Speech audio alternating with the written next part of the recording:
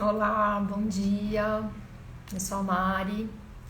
Vim hoje conversar um pouquinho com a Eliana do Maternity Livre. A Eliana foi uma pessoa muito importante pra gente nesse projeto do Doula de Adoção.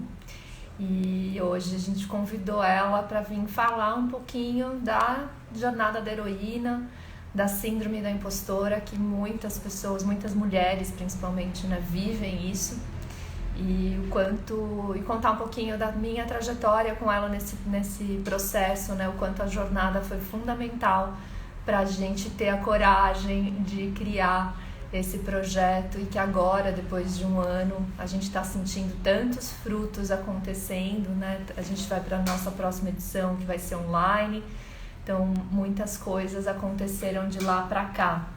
Então a Helena vai vir aqui conversar com a gente sobre esse trabalho incrível que ela faz, né, de empoderamento para as mulheres se apropriarem da sua história e como cada pessoa, né, tem um propósito de vida, tem algo para entregar para esse mundo e como é importante. Aí ele chegou pedindo para ela entrar, a gente já se conecta aqui e a gente começa a contar essa história que tem sido, né, muito, muito, muito incrível, não só para mim pessoalmente, nem para Maíra, mas para várias outras pessoas, o quanto esse trabalho está reverberando de uma maneira muito mais rápida até do que a gente imaginava, e é isso que é fundamental a gente entender, né, o quanto são saltos quânticos que a gente faz na nossa própria história, né, no mundo, quando a gente segue os nossos propósitos, o nosso chamado. Cadê a Eli? Deixa eu pedir para ela entrar aqui.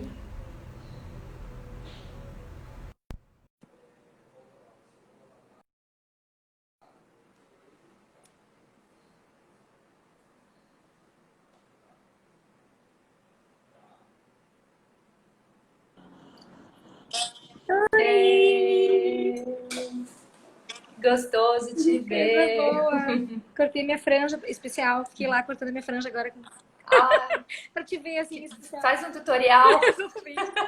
Fiquei assim, esses dias o Lins me apresentou um clipe da Nico cortando a franja assim. Do Red Velvet, super antigo, assim, anos 70. O Lins, nossa, Helena, tu é muito lá cortando franja com tesourinha de unha. Eu tô assim super querendo e morrendo de medo de errar.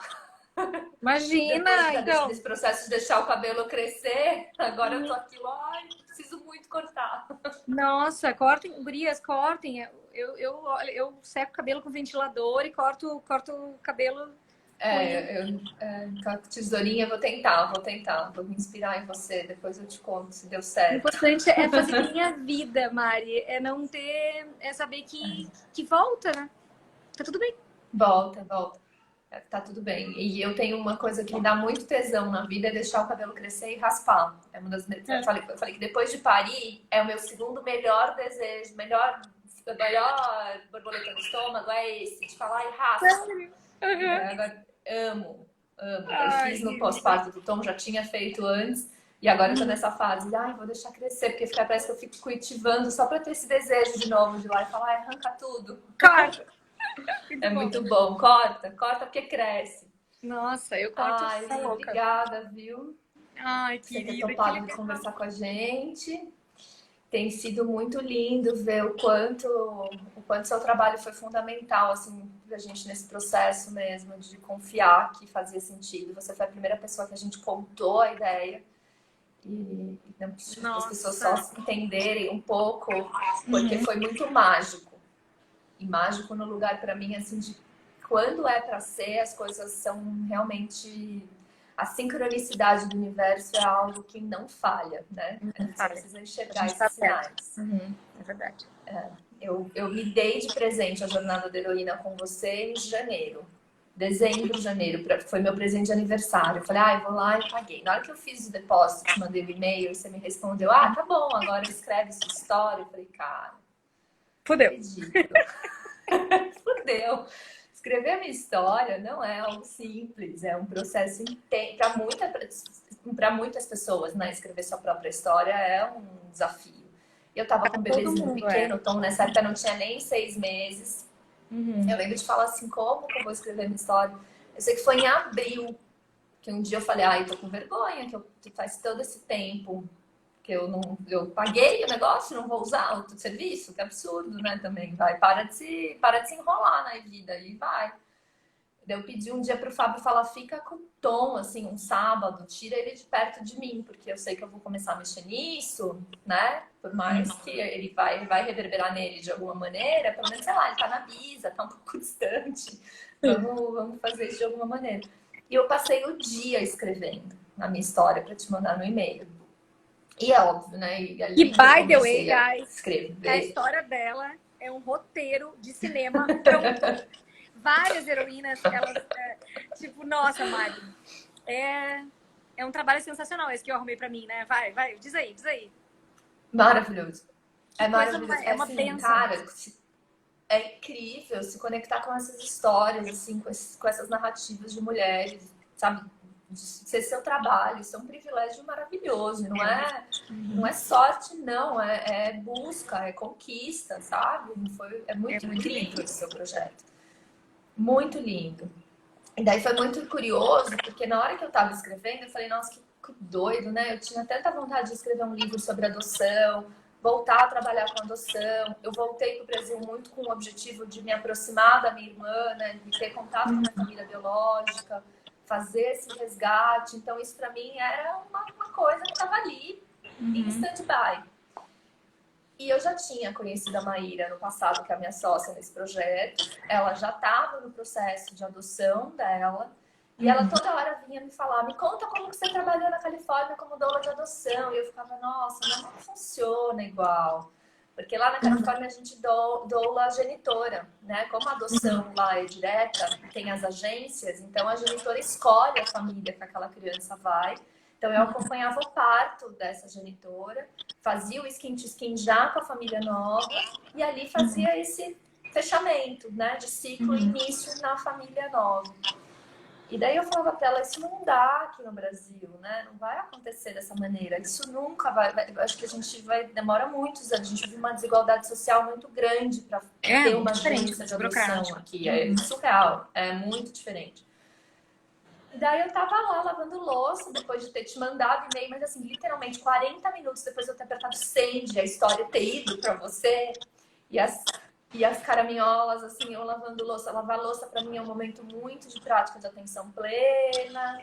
E daí veio assim, nossa, eu preciso voltar a pensar em fazer alguma coisa com a adoção. Eu preciso... Por que eu parei, né, de lidar com a adoção? Porque quando eu te mandei a história, era muito assim, me ajuda a botar luz, porque... Porque não tava na luz na adoção, muito... né, Mari? Não tava. Tu ainda não tinha tirado, não tinha mudado ainda teu Instagram pessoal, tu ainda tava com a história do parto, ainda tava com isso, né? Não, e muito no lugar, quando eu te mandei, era assim, porque muitas pessoas, você não é a primeira pessoa que entra em contato com a minha história e fala, você precisa escrever um livro. E eu fico naquele lugar do tipo, putz, mas eu vou escrever um livro com as pessoas ainda vivas. Tipo, eu fico imaginando outras pessoas lendo a história, sabe? Eu fico muito nesse lugar do bloqueio, de como... Nossa, daí tu te dá conta de como... outro dia. Como que deve ser a vida da Isabel Allende, cara. Eu sempre penso, a Isabel Allende tem muitos parentes que odeiam ela. Com muita razão, né? Muito. Porque, cara, ela muito. acaba que expõe todo mundo, porque todo mundo que a conhece, né? A gente que é leitor dela distante, não sabe. Agora, na acho minha incrível. família mesmo, eu quero escrever coisas, fazer posts. Agora minha mãe me segue no Instagram. E eu já fico né? Imagina. É exatamente isso, eu fico muito nesse lugar, assim, como que eu conto a minha história ainda viva, né? A Tati, eu tava lendo uma entrevista da Tati Bernardi com a Vera Conelli outro dia, desse último livro dela, e que a mãe dela tá fula com ela, assim, tipo, cara, você distorceu a história. Ela falou assim, mas mãe, é ficção. Não, mas aconteceu uns trechos ali no livro, é verdade. Então, essa história de misturar ficção com realidade fica confuso, assim, né? Então, eu ficava muito... Quando eu te mandei, era muito nesse lugar. Será que escrevo, não escrevo? O que eu faço? E foi ali, lavando louça, de repente veio uma mensagem da Maíra. Mari, queria muito conversar com você sobre o projeto do Doulas de Adoção. Daí, na hora, caiu assim a ficha. Eu falei, gente, eu não acredito que o negócio vai ser assim rápido, desse jeito. E foi incrível, porque, sei lá, eu te mandei no sábado, a gente marcou na quinta-feira, quarta-feira, no meio da semana, o nosso encontro da jornada. E daí, quando a gente começou o Skype, eu falei, eu já entendi o que eu quero. O sinal foi tão rápido. Nossa, e A na mensagem verdade tão também, potente. quando tu entrou, a gente, né, a gente não sabia exatamente o que que era, né? Tu meio que trabalhou na jornada, o que que... A gente conversou sobre isso, né? Porque eu sou advogada, para quem não sabe aqui, eu tenho background de advogada. Então, assim, mais ou menos a gente sabe o quanto... A gente falou sobre isso, né? O telefonema. Falei, nossa, quantas famílias, né? Tu dizia, mas será? Mas como que a gente faria? Nossa, se tu pudesse formar doulas para trabalhar com as famílias, a gente começou a pensar, né? No serviço em si, da formação em si. A gente começou a pensar em módulos. Foi tão legal, assim... Foi incrível, porque pela Maíra, isso era muito claro, porque ela tinha acabado de passar o processo, ela estava muito no puerpério, e ela é psicóloga, trabalha com período gravídico puerperal, e ela estava muito naquele lugar. Ninguém me escuta. Eu vou nas rodas de mãe e eu me sinto mal, porque as não pessoas tem não voz, não sabem tem como lugar de acolher. fala. Uhum. E ela ficava, a gente precisa eu preciso de uma doula. Ela ficava, você pode ser minha doula? Eu falei, claro, vou ser sua doula. E foi muito bom, assim, acompanhar ela, porque eu falava, Má, o que você tá tendo é puerpério. Ela falava, é mesmo. Mas será que é puerpério? Mas eu falei, é puerpério. Você tá vivendo puerpério, sua vida virou, literalmente, de um dia pra noite. Imagina, e aí, isso gente, que as pessoas ainda não e outra que a entendem. gente comentava muito sobre isso, né? De quem é mãe, né? A gestação não te prepara para o parto, nem para a maternidade, mas ela te dá um certo tempo de elaborar. Então, a mulher que quer se entregar para isso vai ter, né, uma ideia de que cada mês ela vai chegar mais perto daquilo. Ela tem uma data, uma previsão. Agora, a pessoa que está na fila de adoção não sabe quando que o telefone vai tocar, né? E aí essa mulher não sabe. Tipo, eu tenho uma outra... Aliás, eu tenho várias Helenas aqui que fizeram jornada heroína e que foram adotadas ou que adotaram também. E aí é muito lindo, porque depois da tua jornada, eu falo muito do teu projeto para elas, e elas, como mães adotivas, muitas vezes assim, meu Deus, eu precisava tanto disso, era isso que eu precisava. Eu fico, ai, que coisa mais linda. Tu, Mari, com a tua história, transformar um projeto que vai ajudar mulheres, né? A sensação que eu tenho é tu, assim, com um monte de semente na mão, fazendo brau no campo de trigo. Brau! Tipo, plantar, e vem uma chuva, e a semente entra, e assim, nasce trigo, sabe? E aí um dia uma mulher vai lá e faz o pão, e é assim que eu acho linda a nossa rede de mulheres, sabe? Quando a gente entende a potência da nossa história e que cada uma vai lá e agoa um pouco esse jardim que somos nós, e aí a gente vai se plantando, a gente segue nesse, né, no serviço, né, no servir umas às outras.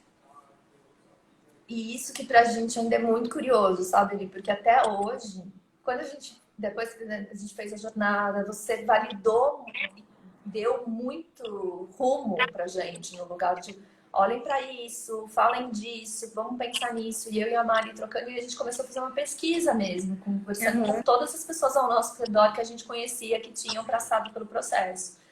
E era muito...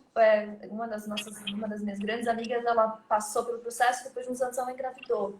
E ela deu para mim, depois da nossa conversa no café com ela aqui em casa, foi muito assim, faz sentido mesmo. Porque ela falava,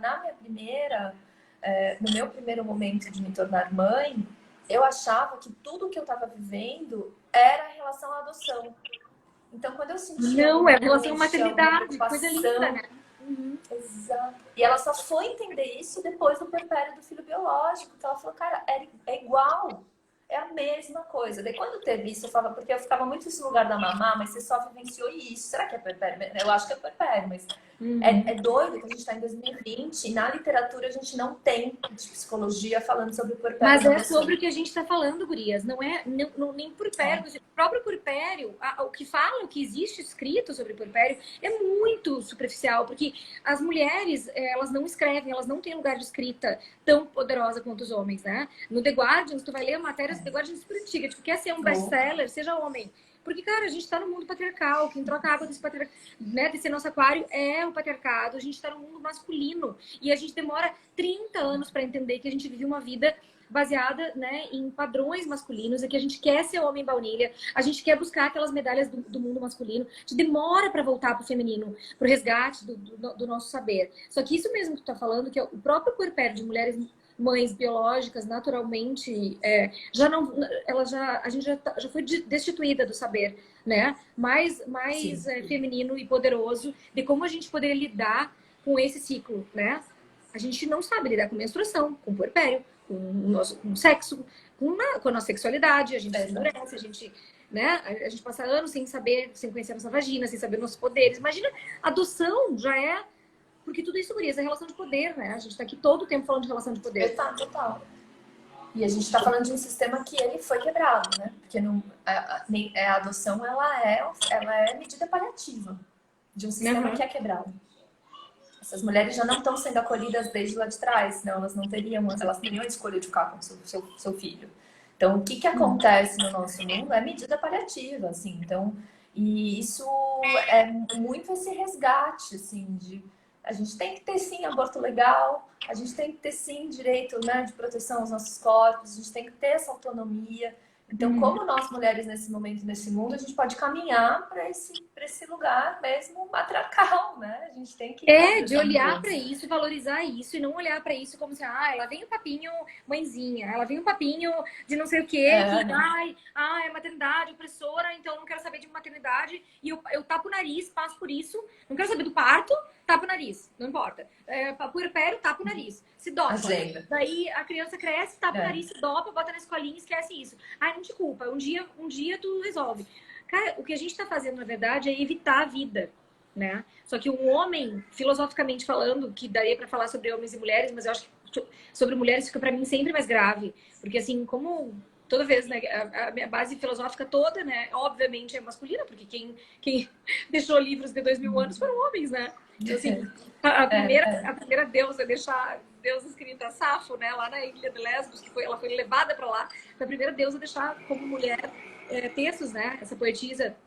Só que daí ela também foi excluída, exilada, lésbicas, vem de Lesbos, né? Eu até coloquei hoje exatamente por isso, mas o fato é que a gente não lê mulheres, as mulheres não são publicadas na mesma frequência, e quando são, os homens não as leem, então a gente não é validada nesse lugar, e as próprias mulheres, porque como majoritariamente mulheres profissionalizadas, como somos nós todas, a gente é muito homem baunilha, a gente busca muito esse lugar do homem baunilha. Então, tu não valida.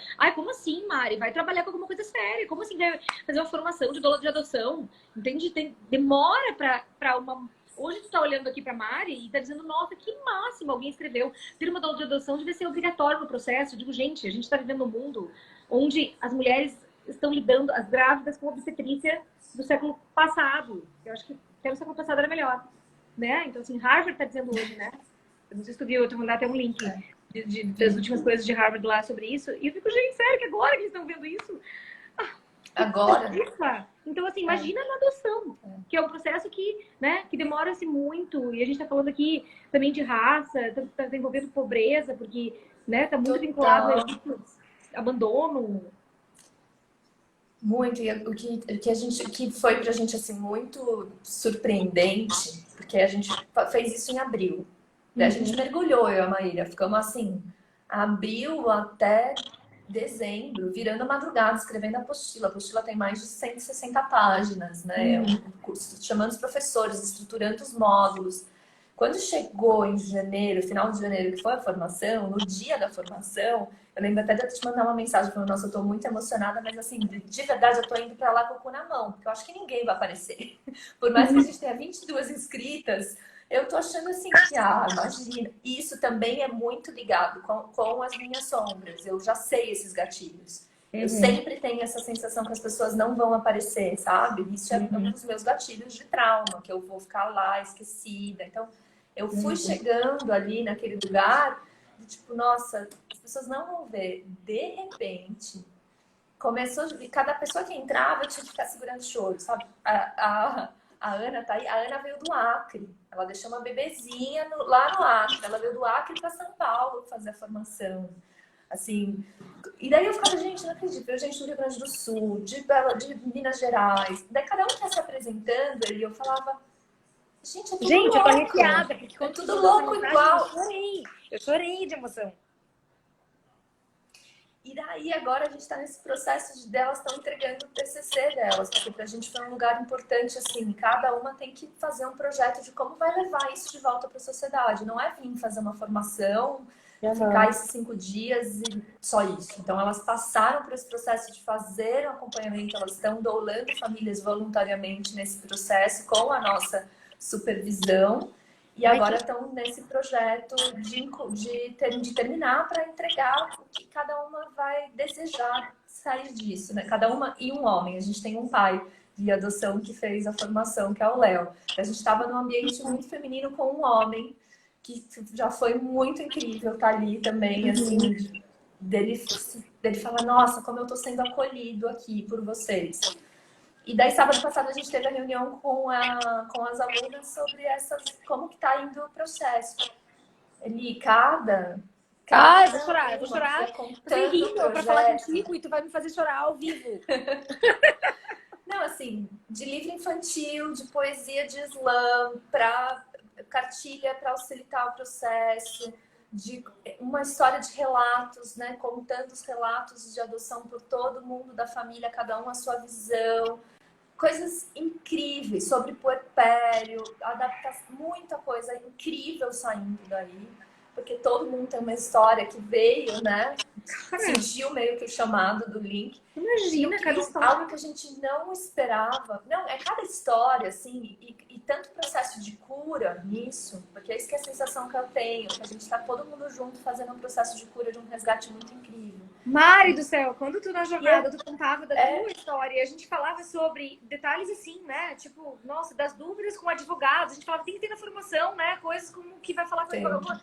Quando do puerpério, porque, pra quem não sabe, abrange tudo, não, abrange toda uma subjetividade, né, imensa, que não tem livros, a gente está falando sobre isso, e abrange questões legais, questões práticas, né, é uma coisa linda e poderosa e necessária há muito tempo, né, e aí tu vai lá e faz, é lindo.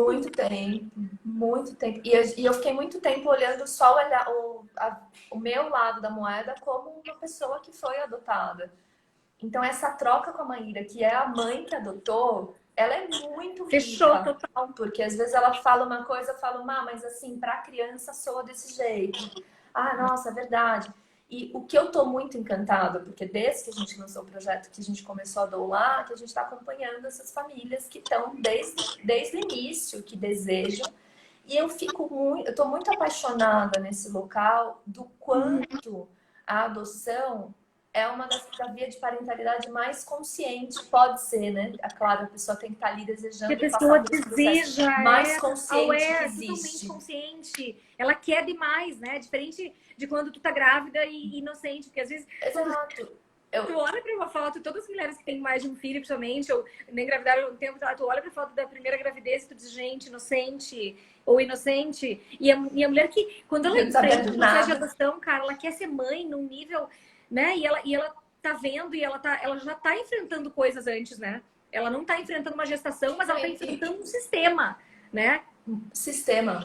E muito porque, né, a gente só trabalha com adoção legal, segura e para sempre. Então a pessoa tem que fazer, porque a gente está no Brasil, né? Então, infelizmente, ainda existe adoções da brasileira nesse país, que a gente precisa literalmente lutar contra, porque é rapto de criança, é crime, é uma coisa horrível que acontece.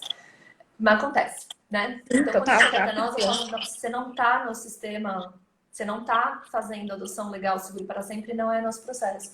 A gente não acompanha. Só que é muito incrível, porque a pessoa, eu falo que ninguém vira pai e mãe via adoção por acidente nesse processo legal. Tem muito preparo. Então, a gente já pegou casal desde o iniciozinho, de olha, não sei nem por onde começar. E quando a gente começa a trabalhar, quais são suas motivações? Quais são as suas expectativas? Porque aqui a gente ainda tem esse lugar da adoção. Pode ser que aí também, né? Quando a gente tem uma sociedade muito religiosa com alguns conceitos, como adoção como caridade. E adoção não é caridade. E se você tá vindo nesse lugar, eu sempre quis adotar, eu acho tão lindo, nossa, ajudar alguém, ajudar alguém que é abandonado, e aí eu vou salvar alguém que é abandonado, né? Por favor. Nossa, daí quando a gente puxa isso para a realidade do tipo, olha, você não tá fazendo uma caridade, você quer ser pai e mãe? Porque você não tá sendo caridoso, não é que você tá garantindo seu latifúndio no céu adotando. A gente tá garantindo família para essas crianças e não filhos para vocês.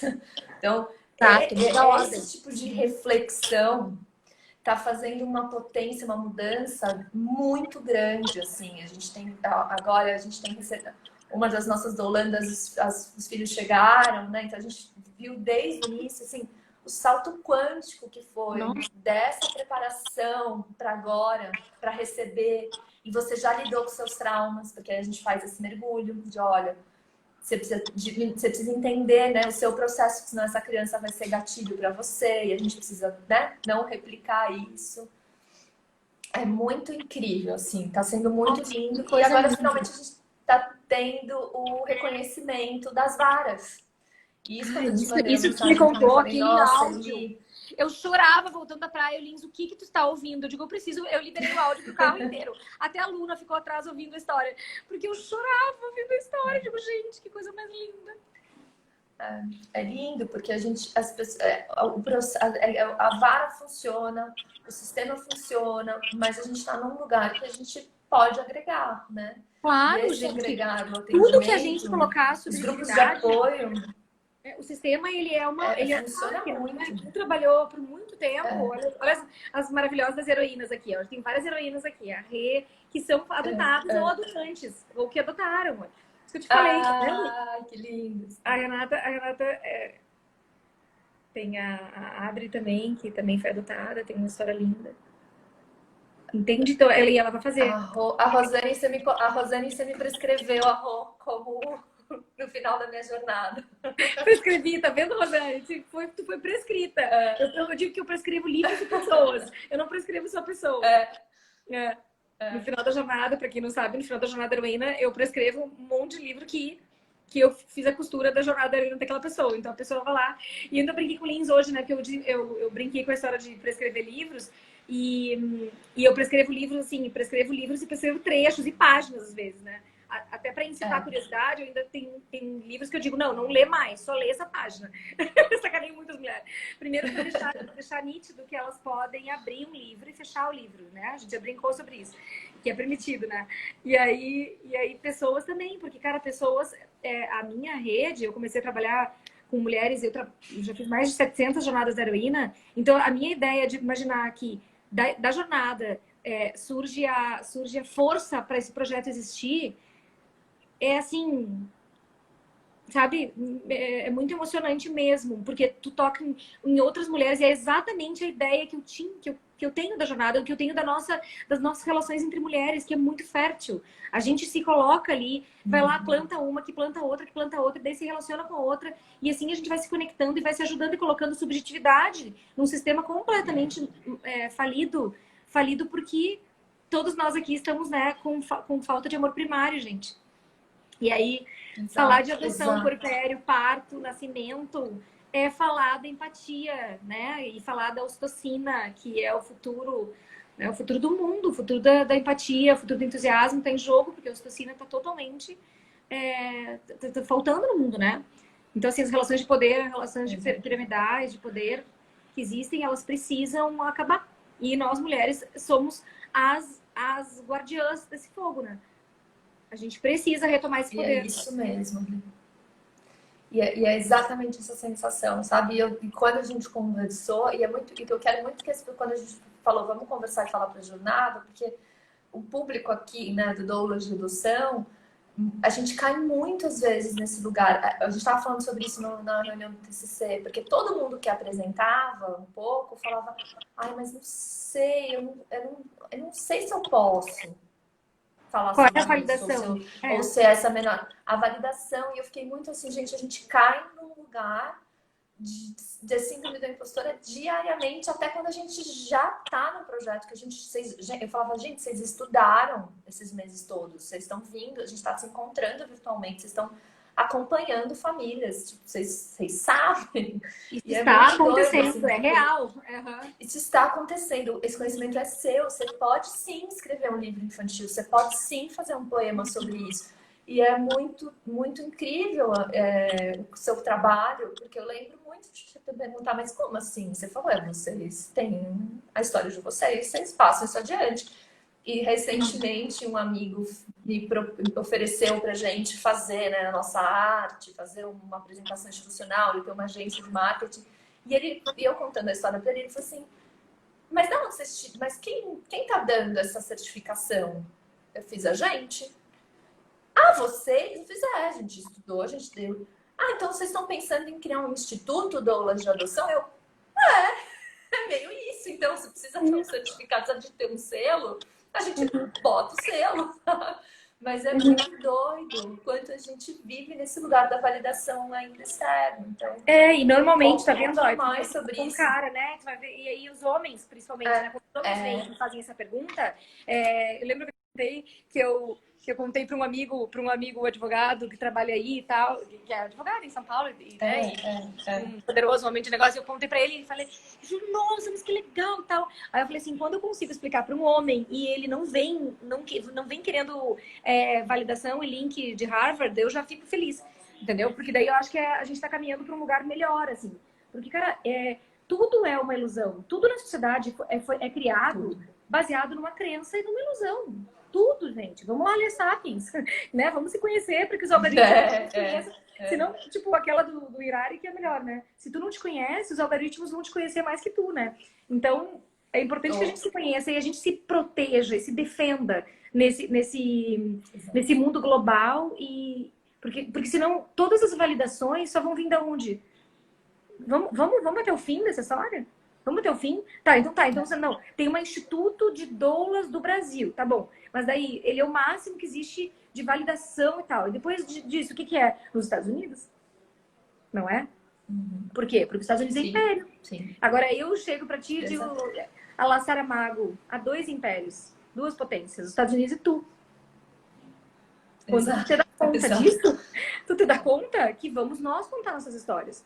Entendeu? Tu te levanta e diz, tipo, oi Estados Unidos, oi Europa, oi não sei o que, eu vou contar a história da adoção no Brasil. Entendeu? Ninguém sabe mais a história da adoção do Brasil do que quem está estudando sobre a história da adoção do Brasil. E se tu começar a estudar qualquer coisa agora e se tu ficar 10 anos estudando sobre isso, e se tu viver isso, tu tá apta a falar sobre isso. Tá? É exatamente isso que eu falei, assim, e principalmente as pessoas que estavam muito nesse lugar, mas eu não sei, eu nunca trabalhei com isso. Eu falava, você passou por um processo de adoção, você viveu isso, você já passou por um processo, você tem essa vivência, você relata a sua história, né? Isso. Traz isso. Então, a força das histórias. Gente, Gente, o Netflix está lucrando bilhões. A Amazon lucra bilhões por quê? Quando o Netflix você vende lá a assinatura, o que ele está te vendendo? Ele está te vendendo história, ficção, história dos outros. Porque tu não está vivendo tua vida suficientemente e porque a vida nunca vai ser suficiente para o homem. A arte vai sempre precisar, a gente vai sempre precisar da arte e de mais histórias. Mas o fato é que a gente não valida a nossa própria história. Então, na Jornada da Heroína, muitas vezes, quando eu digo para as gurias, né, escreve a tua história. Que história? A história da tua vida. Não, mas eu não tenho história, minha vida é super, sabe, clichê, tudo igual. Não, eu falei, não. Tu não nasceu igual a nenhum outro ser no mundo. Tu não é igual a nenhum dos teus irmãos. Nada na tua vida é igual a nenhuma outra pessoa que vive daqui, da Via Láctea, até Andrômeda, que é a galáxia vizinha. Então, tu é um ser absolutamente único na galáxia.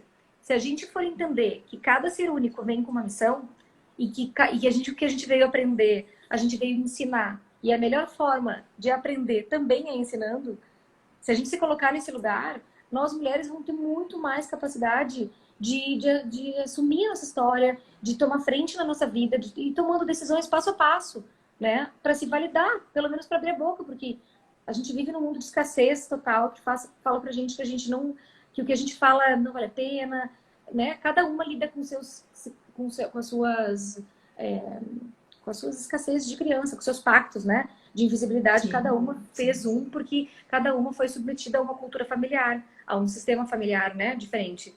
Então, tu vai, dependendo dos teus pais, dos teus parentes ao redor, mas tudo mais ou menos que aconteceu na tua infância vai te orientando muito a acreditar naquilo que tu acredita, né?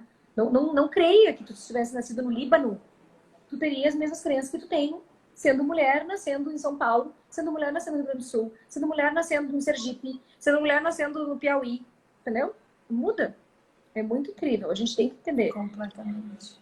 E aí tu foi submetida a coisas que tu pode ajudar outras mulheres, né? Sobre isso. Porque a questão aqui, Curias, não é só assim se validar para dizer, ai, palmas para mim, me valido porque eu estudei no Dolos de Adoção e agora então eu estou... Não sobre isso, é sobre o que eu trago para o mundo de ajuda, né? Como que o meu trabalho ajuda outras pessoas. Acho que é sobre isso, né? E é muito isso, porque quando algumas pessoas quando a gente fala que depois, né, existe um processo de certificação, não é? Vamos ver como que isso continua. É claro, a pessoa pode vir só pegar a informação e guardar para ela, mas o nosso desejo é que leve essa informação para o local onde você está, né? Vamos fazer essa mudança acontecer. E algumas pessoas falam, nossa, mas como assim vai ter um trabalho de conclusão? Eu falei, não, gente, esquece o TCC, ABNT, traumático. É no lugar de como que você vai levar esse projeto adiante. Para a gente ser um impulsionador disso, porque senão a gente pega, as pessoas estão tanto na inércia e tão acomodadas a estar na sua zona de conforto, que às vezes elas pegam a informação e já é suficiente, eu já aprendi, fico aqui. Talvez eu converse com alguém na minha família um dia que li sobre. Isso. E não impulsiona. E a gente está num momento da vida que a gente não pode mais. A gente precisa de pessoas impulsionadoras de transformação. Exato. Então, e eu acredito muito nisso, que o conhecimento só é nosso mesmo quando ele é compartilhado. E exatamente isso, senão ele é só vaidade. Se a gente não compartilha de lugar de ação, o conhecimento é só vaidade, né? Só vaidade assim, não que seja só vaidade assim total, mas, por exemplo, eu me dou conta da história do parto mesmo, que eu super mergulhei, demorei tempão para falar sobre isso, de um jeito de validar, de juntar mulheres para falar sobre isso, e me dar conta que eu tinha acessado todos os livros que eu tinha acessado, tinha feito os cursos, mas eu fiz tudo isso para eu parir. E aí eu podia ter passado por isso, por essa experiência, e como várias mulheres, passei pela fase, passei e pula. Eu não quero ser doula, não quero trabalhar com isso na minha formação, mas daí no Canadá tinha a expressão Childbirth Educator.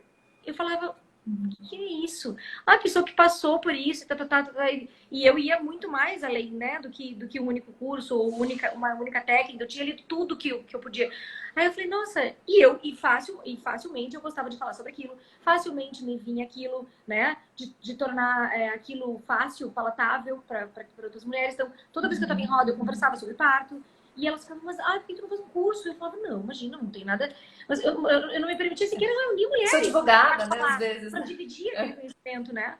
E depois foi um momento de total responsabilidade. Quando eu li uma frase, alguma coisa do tipo, que do conhecimento gera responsabilidade. Aí eu falei, eu não posso sair do mundo do parto, que eu mergulhei tanto, que tem vários momentos na nossa vida, na nossa jornada da heroína, que cada uma vai fazer um mergulho na profundidade que se né? Então eu falei, eu posso trazer mais. Aí eu vou lá fazer um curso online, deixa lá, né? Mas eu tô sempre aqui, né? Porque o WhatsApp do curso do parto não termina nunca. A gente tá sempre, né? Não para nunca. Mulheres e mil coisas e tal. Então eu acabei fazendo curso online de parto para ser uma coisa que eu deixava, porque era uma coisa que eu não conseguia não ajudar alguém nesse tema. Quando eu me dei conta que era um tema que eu não... Fala, cara, eu sei isso, como que eu não posso passar adiante? Eu vou colocar... Outra mulher pode perder essa oportunidade de ter essa informação que vai ser transformadora, não só para ela, mas para essa criança. Para a família. Eu falo que para mim meu comprometimento com o parto é com a mulher, mas é muito mais com o bebê do que com ela. Porque eu sei na minha história o que é ser um bebê que não foi bem tratado no nascimento. Então, assim, eu tô ali pelo bebê, a mulher vem junto, mas é pelo bebê. É lindo isso. Eu tô pela mulher, eu tô pelo bebê no reflexo também dessa coisa do dar um nascimento gentil e uma chegada gentil. Mas eu tô pela mulher no sentido assim, experimenta a potência disso, porque vai ser difícil. Vai ser difícil, mesmo tendo um parto gozante, mesmo tendo um puerpério com suporte e emocionalmente olhando para tuas feridas, mas com chamego, vai ser difícil. De qualquer maneira vai ser difícil. Agora, sem isso, vai ser escandalosamente, desnecessariamente difícil, né? E aí vai ficar traumático. E aí não vai gerar frutos. E aí tu vai entrar na maternidade por um portal que não era necessariamente o que tu podia se tu acessasse determinadas coisas antes, né? Então é basicamente isso. Foi uma mulher que na Dinamarca eu tinha feito o último workshop de parto, tinha dito, tá, não vou mais falar sobre o assunto, acabou aqui. Vou mudar de, né? Vou ficar na jornada da heroína é porque eu tenho 1000 assuntos, né? Porque como eu sou multi-interesse total, acaba que a jornada a jornada é um trabalho que me ajuda, porque é um trabalho que não me gera ansiedade de eu não usar todas as coisas que eu gosto, porque em cada mulher, né, eu vou usar, né, eu vou pegar alguma pasta que eu tenho de interesse e tal, e vou falar de autores diferentes. Mergulhar e ajudar. Né? E mergulhar em assuntos, temas, vidas e vivências diferentes com cada mulher. Porque daí me permite daí ser eu, a múltipla que eu sou, mas em cada história, né? Então é um trabalho muito costurado, assim, de... Então a tua história pegou muitas coisas, né? Ali da tua vivência, que tu migrou, tu teve experiência fora, aí tem a história do parto, daí tu foi doula, daí tu volta, daí tu tem um neném, tu te transforma na coisa da doulagem também, né? Que depois do parto é outra coisa, né? É outra coisa. Não, é outra coisa, assim. E é muito, acho que é fundamental a gente perceber isso e reconhecer, validar essa potencialidade que a gente tem dentro de cada uma. Porque a gente não, a grande maioria de nós não viu isso na primeira infância, né, Ili? A gente carrega essa necessidade de validação porque nosso choro não foi validado, né? Nossos sentimentos não foram validados, então a gente fica nesse looping eterno. E eu falo uma coisa muito forte, que para mim foi que mudou muito esse conceito, para a gente sair do lugar de vítima, do mimimi, né? Ai, nossa, porque a minha vida é difícil, aconteceu isso comigo. Porque a história, o enredo que a gente conta na nossa cabeça é o que vai mudar os nossos hormônios, é o que vai mudar a nossa fisiologia, é o que vai mudar nosso comportamento. Então, a gente tem que voltar lá atrás. Então, que a consciência, ela vire força de mudança e não culpa. Porque as pessoas ficam nesse lugar, às vezes, ai, fico tão culpada. Essa história da culpa materna me revolta. Também, me enche o saco. Não engulam isso. Eu falo que eu olhava no espelho todo dia e falava, hoje você não vai sentir culpa materna. Porque as escolhas conscientes do seu maternar não cabe a culpa. E não significa que eu tô acertando, abafando, que o Tom não vai ter trauma nenhum. Não, tomara que tenha, tomara que ele busque ajuda, que ele faça terapia quando ele achar que é necessário e tudo mais. Mas é esse local que só nos aprisiona, só nos oprime, né? Ou coloca num padrão que você tem que ser a mãe perfeita de cumprir checklist, né? O parto perfeito, a amamentação perfeita. Né? Tu sabe que eu penso é doido. Perfeito e perfeição. E essa multitagem toda aí, que eu também acho que é norte-americana, também é imperialista total. É neoliberal total. Porque só o que a gente entende que o capitalismo tem a ver com coisas liberais e consumeristas e dessa ideia patriarcal, gurias. Porque vocês já se deram conta disso? Tipo, fazer checklist pra mim é coisa de gente obcecada e que não se dá conta que, meu, tem muito jeito de ser tu mesma sem cumprir checklist, e muito jeito de ser, sabe, essa perfeição, só essa ideia, tipo, parem pra pensar, sabe, o que é mãe perfeita? Alguém diz, eu não sou mãe perfeita.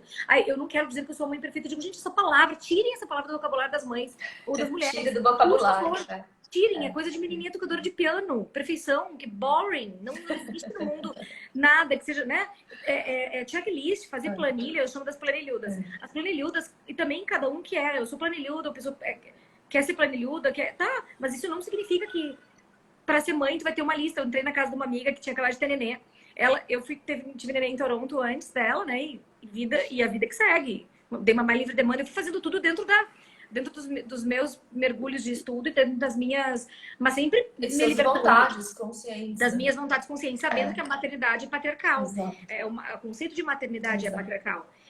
Foram homens que decidiram como que a gente deveria ser como mulher. Porque, gente, quem que tá maternando é uma mulher. Como que pode ser que a gente comprou o que é ser mãe, né? Essa mãe da margarina, que nem alimento margarina, mas a gente tá lá... mãe da propaganda de margarina. Quem que é essa mulher? Essa mulher tá domesticada ou ela tá selvagem? Ela tá ouvindo quem ela é ou ela tá cumprindo com 30 mil clichês para caber no mundo do trabalho, no mundo da mulherzinha sexual e disponível pro marido e o mundo da mãezinha perfeita e convalescente? Me poupem, né? Então, assim, estamos pelo despertar feminino e não para a domesticação feminina ser revalidada anos a fio. Então, essa história que a Mari tá falando é Só ressignificar de te ouvir falar nisso, o patriarcado chora lá fora, você tá ouvindo, né? Chora, mãe, eu preciso Eles de estão você. entendendo que a mudança tá acontecendo. Alguém se perguntou Né? qual era o problema em tocar piano. Gente, essa não é a heroína do Apocalipse, é porque eu falo essa frase do Nelson Rodrigues, que aliás nem é uma ótima pessoa para falar, mas ele tem essa frase que eu acho muito boa, que é perfeição é coisa de menininha tocadora de piano. Tocar piano, o problema de tocar piano não é nenhum, meu amor. Tocar piano, toda vez que tu erra no piano, tu volta, tem que voltar do começo para tocar todo, né? Tu vai tocar Chopin, então lá no final, volta e recomeça. E aí, quando tu é menininha tocadora de piano, significa que tu tá sendo já, né, que nem balé, quando tu vai fazer balé. Tu tem que fingir, eu dizia pra minha mãe. Isso aqui é uma negação da gravidade. Mãe, a professora de balé, ela nega a gravidade. A gravidade existe. A gravidade não foi invenção minha, não é invenção de ninguém. Não é do Einstein. Eu sou um peso no mundo, eu não tô no vácuo. A professora quer que eu não tenho como flutuar. Exatamente. Tipo assim, entendeu? E o quanto é assim, né? Não é nem só isso, é no local da repressão, muitas vezes, né? Porque quando a gente erra nesse processo de aprendizado de alguma coisa, você é reprimido, né? Você é naquele lugar do... Dependendo da professora de piano, do professor, você toma até uma reguada na mão. Exatamente, porque no piano você vai tomar reguada. Então é uma coisa de repressora, coisa, tipo, é repressão. Volta ali, isso aqui. Todas as tarefas, é óbvio, né? É só uma brincadeira com o piano, não tem nada contra o piano, não tem nada a favor do piano. O piano é só utilizado como uma metáfora, companheiro Lula, né? Diria que é uma metáfora, vamos lá, povo brasileiro, né? Então, assim, mas é só uma ideia de que a gente, por exemplo, coisas muito básicas, né? Sobre ser mulher e como a gente não se dá conta que a gente está em cativeiro constante, né? A Luna, que eu mostro aqui às vezes e tal, mas ela dança livremente em casa, no parque, na chuva, na fazenda, na casinha de sapê, ela dança o tempo todo. E aí as pessoas sempre falaram, mas ela não... Tu não bota ela numa aula de balé? Por que não põe ela numa aula de balé? Mas porque ela dança. E eu falei, exatamente porque ela dança que eu não boto numa aula de balé. Ela já dança. Ela já é uma Pina Bausch lá dentro. Não ela precisa, é Pina, né? a gente chama ela de Pina. Ela vai. A gente chama ela de Pina. Ela nunca viu a apresentação de nada. Ela nunca foi a apresentação de nada, de balé, né? E ela dança todas e vai pra Sevilha, ela dança flamenco, ela dança tudo que toca. É a música que faz com que o... E aí eu falo, ela dança que leva o corpo ao movimento. O corpo ao movimento. Exato. E o corpo em movimento dela é, para mim, um manifesto da nossa domesticação. Porque a gente foi todo o tempo tolhida a dançar na rua, né? Estou obcecada com o piano. A gente foi tolhida, as mulheres foram tolhidas a dançar, porque a dança era uma manifestação do demônio, ou a dança era uma manifestação do feminino, e as relações das mulheres eram completamente, né, foram completamente subjugadas e proibitivas, né, até. Então, assim, a dança, depois da domesticação feminina toda, ela vai toda pro palco, ela não é mais permitida na rua. Os festivais, rituais de primavera, tudo, eram completamente, né, foram completamente banidos. Então, só no palco que o dançar era permitido. E daí, por conta disso, dançar na rua livremente, solta, é um ato de rebeldia e né? E por isso que eu não preciso botar minha filha no balé, exatamente. Para ela ser reprimida por uma professora de balé.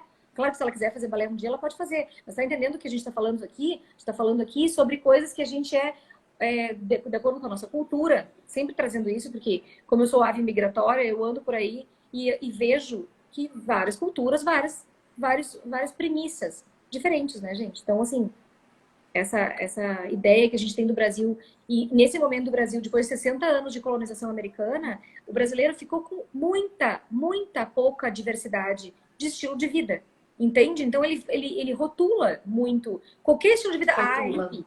Aquilo é hippie, aquilo é não sei o quê, aquilo não sei o quê. E virou um americano médio, que é completamente, né, sem noção de história do mundo, sem noção de história, né? Eu dizendo isso para a aluna hoje, que a aluna quer assistir uma série de TV, e aí ela disse que o Lins deixou, que ele assistiu e tal. E eu disse, eu vou olhar contigo hoje, porque eu tô sentindo que isso é, Luna, completamente. Olha só, nós vamos analisar qual é a diversidade que isso traz, como é que reflete sobre... Porque, gente, isso é formador de cidadania, né? Então, assim, é isso que a gente tá falando aqui no final das contas. É o que vai alimentando. Eu falo, né, que a subjetividade é o que a gente vive, né? São o que a gente assistiu, as pessoas que a gente beijou, os lugares que a gente visitou, as comidas que a gente comeu. Então, isso vai entrando ali no nosso inconsciente E que é muito fundamental a gente reconhecer isso, para, né, ter consciência disso. Do que eu estou me alimentando? Faz sentido isso para o mundo? Exato. Sim, tem. Essa pergunta, porque né, a gente não tem. As pessoas ficam tanto nessa loucura de sucesso, dinheiro. A única coisa que a gente tem nessa vida é tempo, gente. É o tempo. Você vai usar o seu tempo com isso, né? É isso, assim, muito, muito importante. E uma coisa super interessante ali, que depois eu vou te mandar um dos nossos, o Léo, né? Que é o nosso único homem no processo. Ele é ele vivencia um casamento homoafetivo.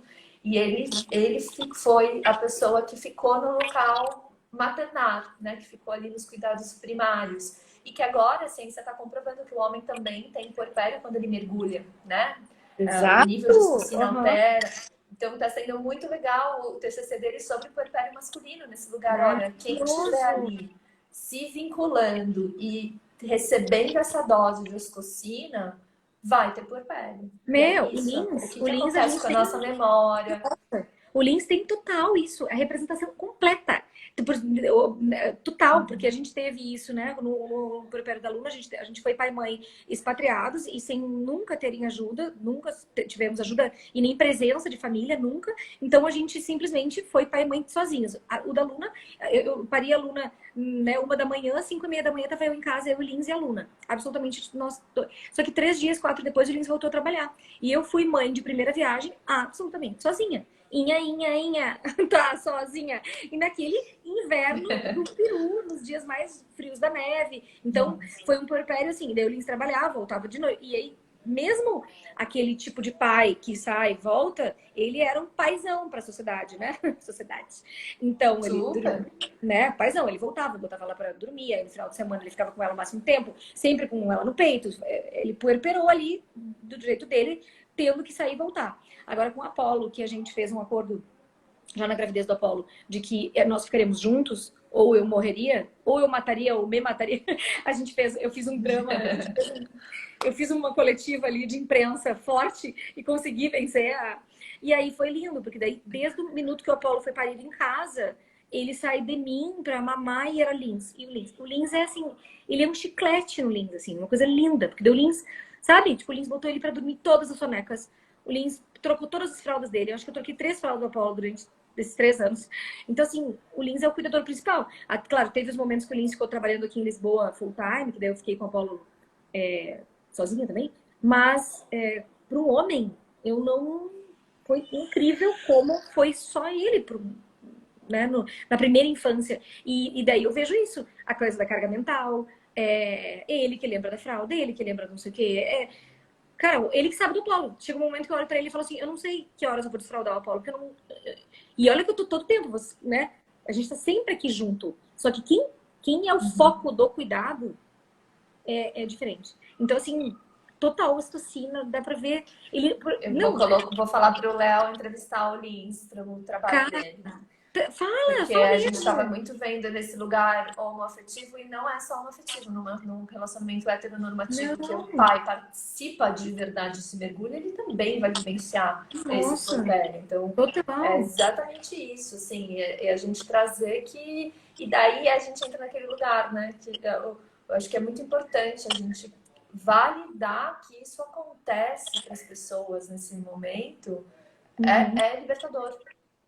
Eu acho, de verdade, que a paternidade é um dos grandes trunfos que a gente tem contra o patriarcado.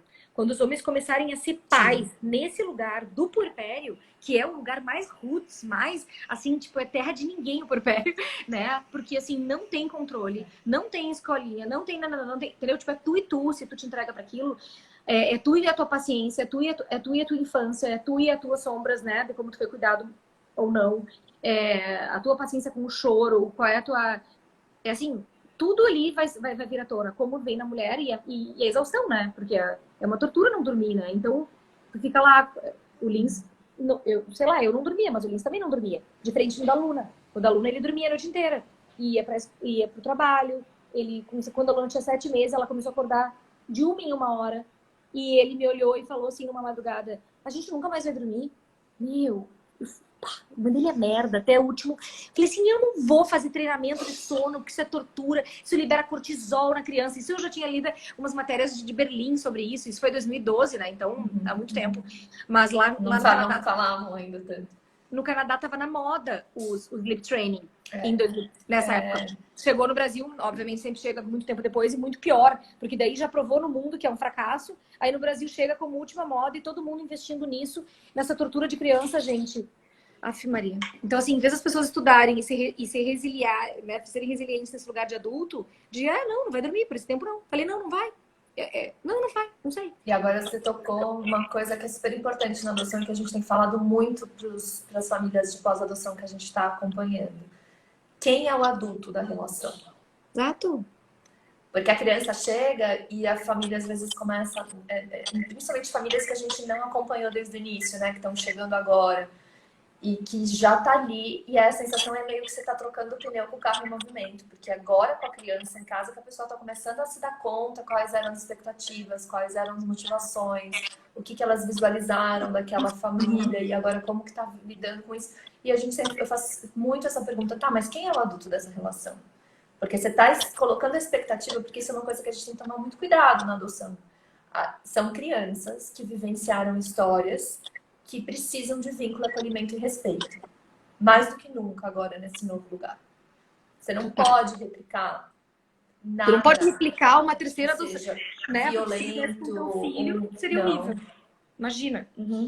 Horrível. Então você não. E às vezes as crianças chegam e a família joga uma expectativa até de performance da criança mesmo. Assim. Que horror! Ela tem tantos anos, ela tem que estar bem na escola nesse momento, porque a idade dela é tal. Eu falo, gente, a gente precisa olhar individualizado para essa criança aonde ela está desse desenvolvimento, porque o desenvolvimento dela até agora tiveram vários marcos que foram desafiadores. Então, não é a criança que tem que chegar no patamar da expectativa do adulto, é você que tem que diminuir e se conectar ali, se vincular com essa criança nesse momento. E isso é muito potente, assim, e a pessoa na hora se toca, fala, nossa, é verdade, eu tô colocando aqui você que é o adulto, você que tem que ir lá, baixar, olhar no olho da criança, falar, olha, eu tô aqui, eu tô com você, você vai ter seu tempo, eu tenho o meu, mas eu tô aqui pra você, você tá seguro, né? Pra potencializar esses afetos para essa conexão. Porque o aprendizado, ele só acontece no local onde o cérebro está se sentindo seguro. Claro. Se essa criança estiver ali não se sentindo segura, ela não está aprendendo nada, né? Nem na escola, nem na casa, nem na família, nada. E sem alegria também ninguém aprende nada, né, gente? A gente não entendeu ainda sem amor, sem segurança e sem alegria, a gente não aprende nada. A gente só replica. E aí as crianças, elas simplesmente assumem as condições, assumem para serem aceitas e amadas e importantes naquela família, assumem aquelas máscaras. O que tu tá dando pro teu filho quando tu estabelece essas crenças é que ele crie mais máscaras para ele ser aceito e não abandonado por ti. Porque, né, ele já criou muitas máscaras para sobreviver as situações traumáticas anteriores. As crianças vão criar máscaras para sobreviver e aí tu quer que ela crie mais máscara, ou seja, tu vai deixar ela mais longe de si mesma, né? E validar, se eu digo quando tu tem o teu filho e que tu também tem expectativas, o teu filho, eu digo, tu acompanhou do nascimento, tu sabe o trauma lá da infância, do parto, porque foi tu que pariu, tu sabe o trauma que aconteceu desde lá. E mesmo assim, quando essa criança chega num ponto que tu tem uma expectativa da sociedade capitalista, imbecilizante, eu sempre trago isso. A sociedade capitalista, imbecilizante, não gerida por adultos, porque aqui a gente está falando de quem está gerindo todas as instituições que a gente conhece, que a gente valida. Quem tá... Nossa, 1 minuto e meio, agora que eu vi. Então vamos fechar. Eu fecho, tô completa.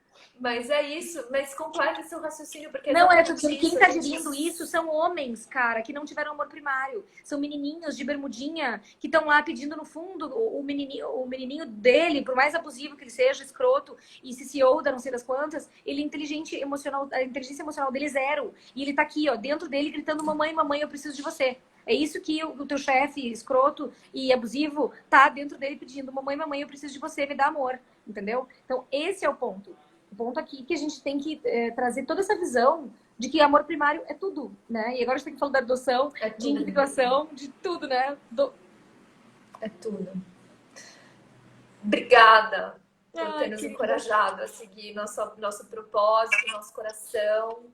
E saiba que você tá, a Sonia já está em cada uma dessas doulas, dessas pessoas, dessas famílias, dessas crianças que estão sendo acolhidas com esse projeto, viu? Obrigada. E que eu choro de muitas emoção, mulheres possam encontrar, ter a honra de ter a sua consultoria nesse impulsionador de sonhos que você é. Você é uma usina de potência, de sonho e transformação nesse mundo, viu? Obrigada mesmo. Obrigada a tu por ter botado Beijo enorme em você. Trazer tua voz pro mundo. Que lindo. Mulheres, tragam suas vozes pro mundo. Um beijo, Mari. Desliga aí, então. Beijo.